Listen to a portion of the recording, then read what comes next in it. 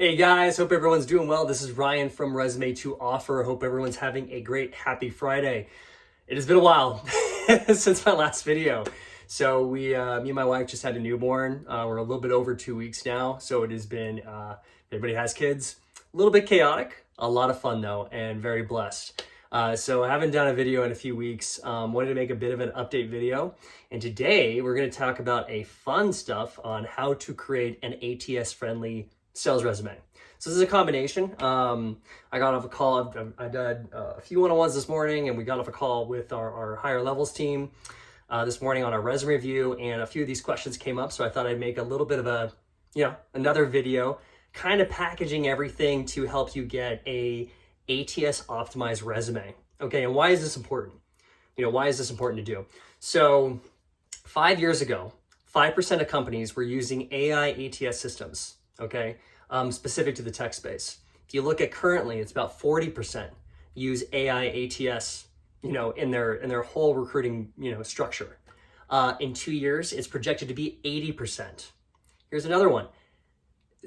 An AI ATS system, and if you don't know what that means, ATS stands for Applicant Tracking System. It is the system, it is the funnel, it is the hub that contains all the information for recruiters, HR, and talent acquisition to contain all the data. So it has your resumes, it has all the job board information, the job descriptions, it has the candidate information, contact details, demographics. It's a one-stop shop for everything. If you're in sales, it's similar to a CRM for recruiters. So it's something to be aware of. They do cost money. There's ones that are very, manageable that cost like, a few thousand to a few grand, a few thousand, maybe $10,000 a year. For ones that have AI attached to them, they're a lot more expensive and usually cost the same as like one recruiter. So they could be anywhere between $50,000 to $100,000 for, and then of course there's like enterprise level ATS systems. Why is that important? Because if you look at the Fortune 500 companies, 99% of them, 99% are using AI ATS software. So this is something you should be aware of, especially if you're like getting into the job market, even if you're not doing sales. I know this is a sales video, but even if you're not, for any role going forward, you should be aware of this. And so it's good to be familiar with it so you can get through the ATS system. It's the first line of defense for screening candidates, okay? Now, why am I making this video? So if this is your first time to the channel, welcome. Congrats on finding it. I'm Ryan Crandall. I've been a tech recruiter, staffing professional for the last 12 years. I've been a head of talent. I've worked for 3 different staffing agencies. I now do talent operations still and sales operations. And the other flip side is I've actually been an SDR and an AE. So I know both sides of the equation. I've seen over 100,000 resumes and I've done over 10,000 interviews in my time. So I know a little bit about this area. So here to help you guys kind of like just navigate. What are they looking for? I've worked with 7 different ATS companies. So I kind of know that. Talked to at least 50 HR people, even in the last year, that are like, I kind of hear from their insights on what they're using, the keywords, all that stuff. So let's talk about the ATS, a little bit about like you understanding it from the other side of things and why it's important. So let's say I'm looking for an SDR, BDR, over the net, if I post a job on like LinkedIn or Indeed, I'm going to get about 1,000 applications over the next week. Okay, very easily. If it's a remote job, it's even more, but I can get you 2,000 to 3,000.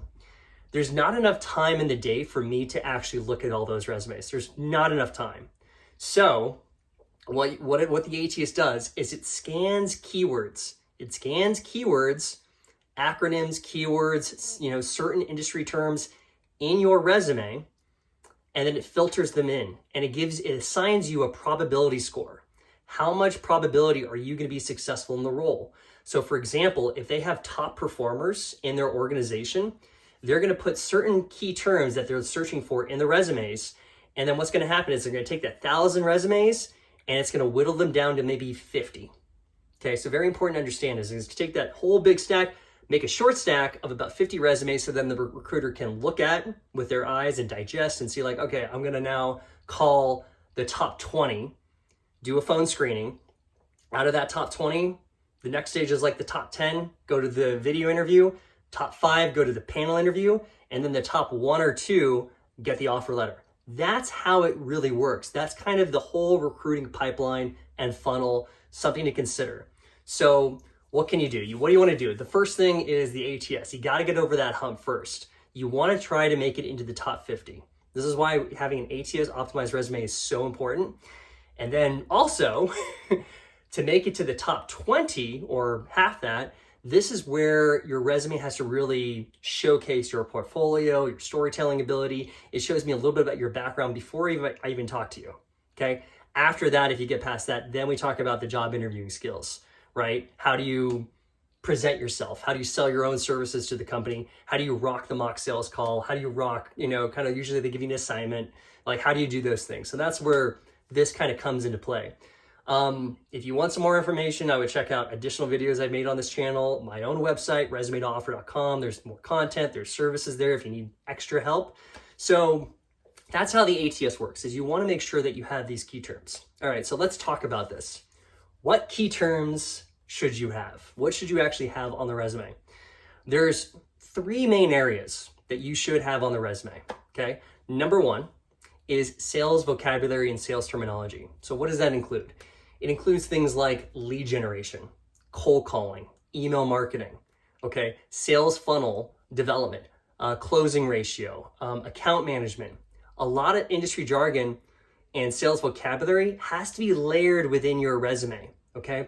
Now, this is where this came up today, where it's like, well, should I just put all these keywords in the resume? I mean, yeah, but it has to be organized. It has to make sense grammatically. There can't be any spelling errors, anything like that. Actually having spelling errors and grammatical errors will actually deduct you on the ATS. So just be aware of that. You don't want to just shotgun all these key terms. It has to be organized and put in detail throughout the resume. So that's one thing, sales vocabulary. Second thing, sales tools. Sales tools.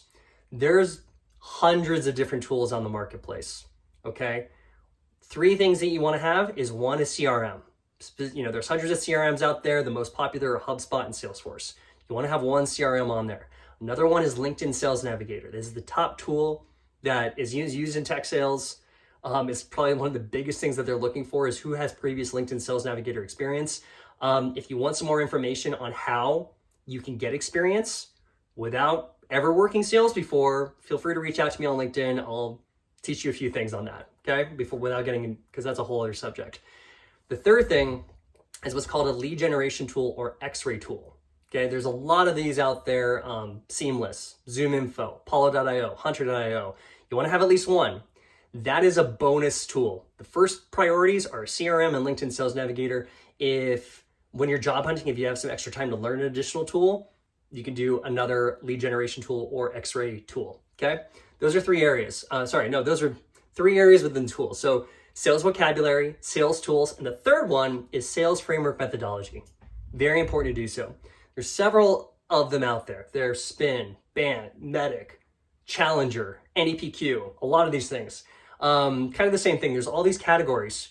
You want to focus on the ones that are at the top, where many organizations are aware of them and they're utilizing them.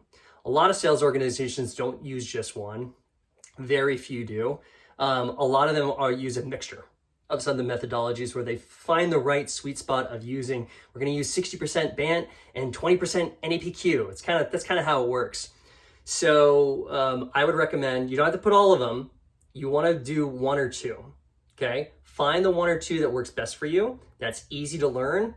Some like Spin, for example, is probably the most easiest to learn and most widely used. I made a video actually on it, so you can check that out if you have some questions, so that way you understand. And it really is, the sales methodology is the mindset you go into in sales. It's from start to finish. It's like, how do I open, pitch, close, hook, follow up, right? It's kind of creating that kind of template for yourself. So those are the 3 areas that you can put on your resume that are going to help you optimize the entire ATS system. There are other things I could talk about. There's other little bonus skills and bonus tips that I can put on there. I kind of reserve those for like one-on-ones or people that, I do extra services for. So there's some advanced things, but if you do that, that's going to cover 90% better. You're going to be way better off. And if you optimize your resume, you will get 3 times more interviews. So very, very important to do so. Also on your resume. Now, okay, so that's going to get you past the ATS. The second part of that is how do we take it from the top 50 resumes to making you part of the top 20? This is where the actual recruiter is seeing it. So you have to have the correct flow. It has to be top heavy with the skills from the top down. It has to be grammatical. It's got to make sense. It's got to tell a bit of a story. You want a good balance with each position, having a little bit about your responsibilities, your key achievements, but also knowing the metrics. You have to make sure that you have a self-awareness of the metrics that you're utilizing. If you were in a previous, guy was on there, did door-to-door sales. Well, how many doors were you knocking per day? Okay, what was the amount of closing ratio on a monthly basis? What was the deal size? What was the revenue generation? I want to understand the pipeline if I'm the hiring manager. Okay, and it doesn't have to be perfect, but you got to do the best estimates. Knowing the metrics, the perfect candidates that they're looking for is a blend of qualitative and quantitative. Qualitative, you have those skill sets. You have sales, communication, storytelling, persuasion, organization. Very important. A little bit of copywriting too. Okay, when you're doing like LinkedIn messages and email messages, there's a bit of copywriting, art and science behind it. Qualitative skill sets and then the quantitative skill sets. Quantitative is that analytical side. You're looking at the patterns. You're looking at what's working, what's not working. Okay, how do we increase these metrics all throughout the entire sales funnel? So, very important to know about that. And then also the flow of the resume. Okay, does it tell me a story? Does it also keep me reading? Does it also tell me the story of your motivation? Why are you getting into tech sales? Either you're trying to advance your career or you're pivoting, which is happening a lot in this industry. What have you been doing recently? What are you planning to do in the future? It has to tell that story. So if you need a little bit extra help, feel free to reach out to me. Happy to help in this one. I'll include in the description below some different tools, some different resources that I would personally recommend. Some of the ones, obviously I have my website.